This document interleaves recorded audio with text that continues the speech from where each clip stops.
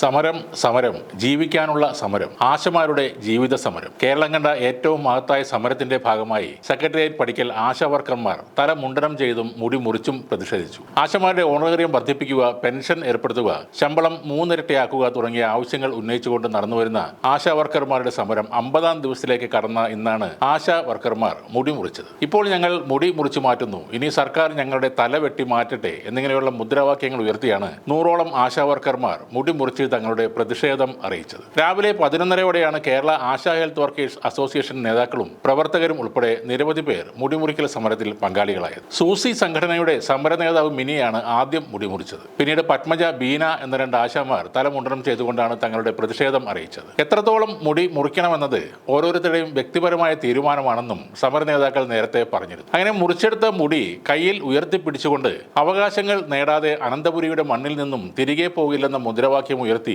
ആശമാർ പ്രതിഷേധ റാലി നടത്തുകയും ചെയ്തിട്ടുണ്ട്. ആവശ്യങ്ങൾ അംഗീകരിക്കും വരെ സമരം തുടരുമെന്നാണ് ആശാ വർക്കർമാർ അറിയിച്ചിരിക്കുന്നത്. അതേസമയം ആശമാർ നടത്തിവരുന്ന അനിശ്ചിതകാല നിരാഹാര സമരവും തുറന്നുകൊണ്ടിരിക്കുകയാണ്. അനിതകുമാരി, ബീന പീറ്റർ, SB രാജി എന്നിവരാണ് ഇപ്പോൾ നിരാഹാരം അനുഷ്ഠിക്കുന്നത്. ആരോഗ്യനില വഷളായതിനെ തുടർന്ന് ശൈലജയെ ഇന്നലെ ആശുപത്രിയിലേക്ക് മാറ്റിയിരുന്നു. അതിനെ തുടർന്നാണ് രാജി സമരം ഏറ്റെടുത്തത്. വേതനം 7,000 രൂപയിൽ നിന്ന് 21,000 രൂപയാക്കുക, പെൻഷൻ അനുവദിക്കുക, വിരമിക്കുമ്പോൾ ഒരു 5 ലക്ഷം രൂപ കൂടി അനുവദിക്കുക തുടങ്ങിയ നിസ്സാരമായ ആവശ്യങ്ങൾ അംഗീകരിക്കണമെന്നാണ് സംഘടനയുടെ നിലപാട്. എന്നാൽ സർക്കാർ ഈ സമരം കണ്ടതായി പോലും ഭാവിക്കുന്നില്ല. ഒരുപക്ഷെ ഇവർ ആവശ്യപ്പെടുന്ന ശമ്പളം 12,000 ഒക്കെ ആണെങ്കിൽ പണ്ടേ തന്നെ ഇതിനൊരു തീരുമാനമായിരുന്നു. ഇപ്പോൾ പലരും ചോദിക്കുന്ന ഒന്നാണ് MLA-മാർക്ക്, MP-മാർക്ക്, PSC മെമ്പർമാർക്ക് വലിയ തുക ശമ്പളമായി കൊടുക്കുന്നില്ലേ എന്ന്. അതേപോലെ കഴിഞ്ഞ ഓണത്തിന് ബീവറേജ് ജീവനക്കാർക്ക് 1 ലക്ഷം രൂപയോളം ബോണസായി നൽകിയില്ലേ എന്നും ചോദിക്കുന്നവരുണ്ട്. ആശാ വർക്കർമാർക്ക് 25,000 രൂപയോളം ശമ്പളവും പെൻഷനും പിരിഞ്ഞു പോകുമ്പോൾ പോക്കറ്റ് മണിയായി 5 ലക്ഷം രൂപയും കൊടുക്കണം എന്ന് ഖജനാവിൽ ആവശ്യത്തിന് പൈസ ഉണ്ടെങ്കിൽ പോലും സാമാന്യ ബോധമുള്ള ഒരു സർക്കാരും ചെയ്യില്ല.